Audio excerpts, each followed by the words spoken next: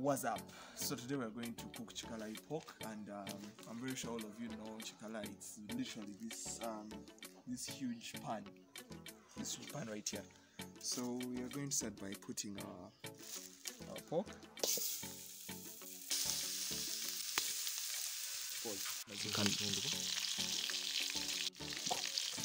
Start with the pork has become a bit brown.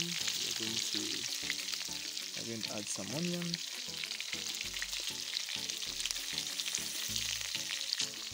Then we'll add in some green pepper.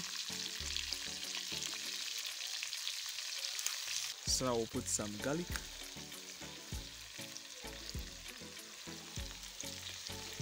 Tomatoes.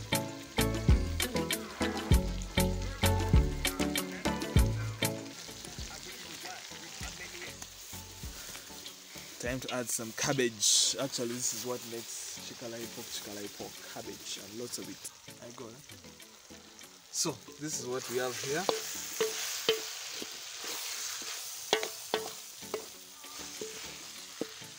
want to pick it.